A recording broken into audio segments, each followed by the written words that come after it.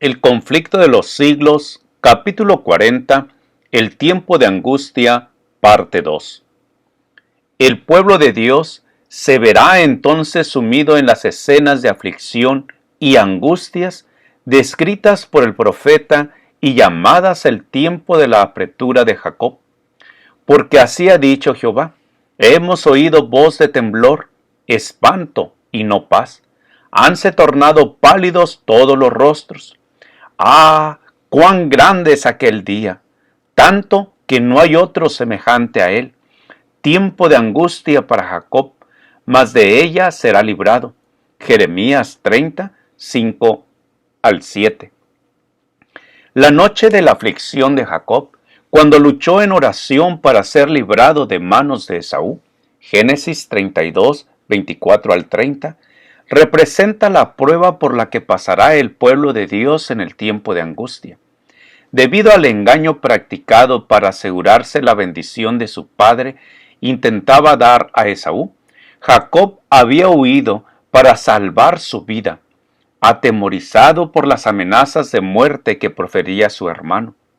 Después de haber permanecido muchos años en el desierto, se puso en camino por mandato de Dios para regresar a su país, con sus mujeres, sus hijos, sus rebaños y sus ganados.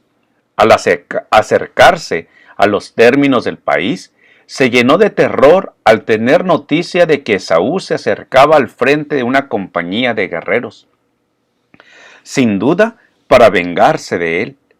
Los que acompañaban a Jacob, sin armas e indefensos, parecían destinados a caer irremisiblemente víctimas de la violencia y la matanza.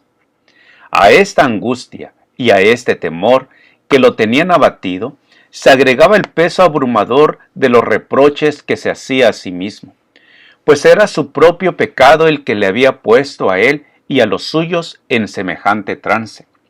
Su única esperanza se cifraba en la misericordia de Dios. Su único amparo debía ser la oración. Sin embargo, hizo cuanto estuvo de su parte para dar reparación a su hermano por el agravio que le había inferido y para evitar el peligro que le amenazaba. Así deberán hacer los discípulos de Cristo al acercarse el tiempo de angustia.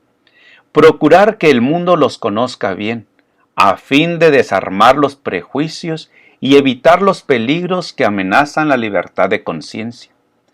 Después de haber despedido a su familia para que no presenciaran su angustia, Jacob permaneció solo para interceder con Dios.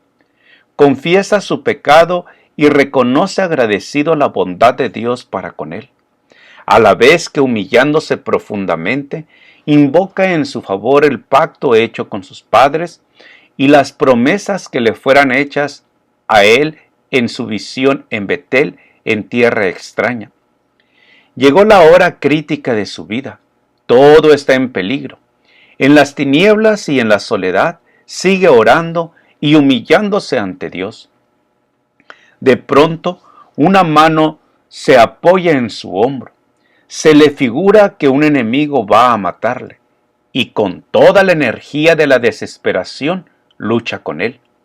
Cuando el día empieza a rayar, el desconocido hace uso de su poder sobrenatural. Al sentir su toque, el hombre fuerte parece quedar paralizado y cae, impotente, tembloroso y suplicante, sobre el cuello de su misterioso antagonista. Jacob sabe entonces que es con el ángel de la alianza con quien ha luchado. Aunque incapacitado y presa de los más agudos dolores, no ceja en su propósito. Durante mucho tiempo ha sufrido perplejidades, remordimientos y angustia a causa de su pecado. Ahora debe obtener la seguridad de que ha sido perdonado. El visitante celestial parece estar por marcharse, pero Jacob se aferra a él y le pide su bendición. El ángel le insta: suéltame, que ya raya el alba. Pero el patriarca exclama: no te soltaré hasta que me hayas bendecido. ¡Qué firmeza, qué confianza y qué perseverancia las de Jacob! Si estas palabras le hubiesen sido dictadas por el orgullo y la presunción, Jacob hubiera caído muerto, pero lo que se le inspiraba era más bien la seguridad del que confiesa su flaqueza e indignidad, y sin embargo confía en la misericordia de un Dios que cumple su pacto. Luchó con el ángel y prevaleció. Oseas 12:4. Mediante la humillación, el arrepentimiento y la sumisión, aquel mortal pecador y sujeto al error prevaleció sobre la majestad del cielo. Se aferró tembloroso a las promesas de Dios y al amor infinito no pudo rechazar la súplica del pecador. Como señal de su triunfo y como estímulo para que otros imitasen su ejemplo, se le cambió el nombre. En lugar del que recordaba su pecado, recibió otro que conmemoraba su victoria. Al prevalecer Jacob con Dios, obtuvo la garantía de que prevalecería al luchar con los hombres. Ya no temía arrostrar la ira de su hermano, pues el Señor era su defensa. Satanás había acusado a Jacob ante los ángeles de Dios y pretendía tener derecho a destruirle por causa de su pecado. Había inducido a Esaú que marchase contra él, y durante la larga noche de lucha del patriarca, Satanás procuró embargarle con el sentimiento de su culpabilidad para desanimarlo y apartarlo de Dios. Jacob fue casi empujado a la desesperación, pero sabía que sin la ayuda de Dios perecería. Se había arrepentido sinceramente de su gran pecado y apelaba a la misericordia de Dios. No se dejó desviar de su propósito, sino que se adhirió firmemente al ángel e hizo su petición con ardientes clamores de agonía, hasta que prevaleció. Así como Satanás influyó en Esaú para que marchase contra Jacob, así también instigará a los malos para que destruyan al pueblo de Dios en el tiempo de angustia. Como acusó a Jacob, acusará también al pueblo de Dios. Cuenta las multitudes del mundo entre sus súbditos, pero la pequeña compañía de los que guardan los mandamientos de Dios resiste a su pretensión a la supremacía. Si pudiese hacerlos desaparecer de la tierra, su triunfo sería completo. Ve que los ángeles protegen a los que guardan los mandamientos e infiere que sus pecados les han sido perdonados. Pero no sabe que la suerte de cada uno de ellos ha sido resuelta en el santuario celestial. Tiene conocimiento exacto de los pecados que les ha hecho cometer y los presenta ante Dios con la mayor exageración y asegurando que esa gente es tan merecedora como él mismo de ser excluida del favor de Dios. Declara que en justicia el Señor no puede perdonar los pecados de ellos y destruirle al mismo tiempo a él y a sus ángeles. Lo reclama como presa suya y pide que les sean entregados para destruirlos. Mientras Satanás acusa al pueblo de Dios haciendo hincapié en sus pecados, el Señor le permite probarlos hasta el extremo.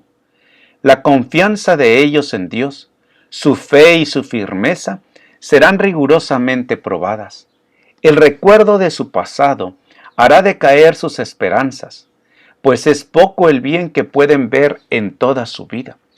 Reconocen plenamente su debilidad e indignidad.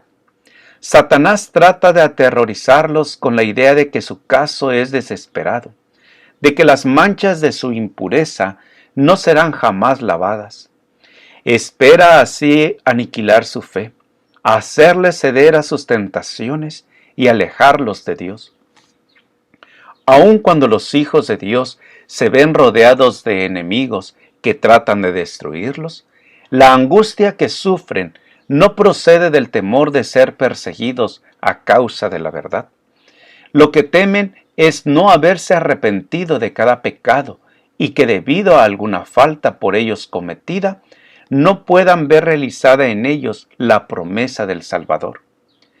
Yo también te guardaré de la hora de prueba que ha de venir sobre todo el mundo. Apocalipsis 3:10. Si pudiesen tener la seguridad del perdón, no retrocederían ante las torturas ni la muerte, Pero si fuesen reconocidos indignos de perdón y hubiesen de perder la vida a causa de sus propios defectos de carácter, entonces el santo nombre de Dios sería vituperado.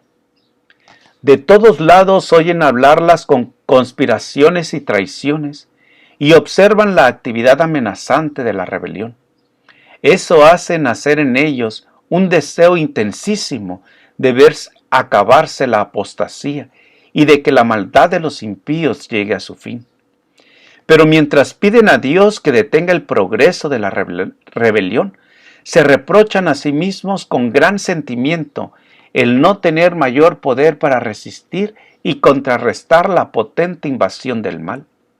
Les parece que se hubiesen dedicado siempre toda su habilidad al servicio de Cristo, avanzando de virtud en virtud, las fuerzas de Satanás no tendrían tanto poder sobre ellos.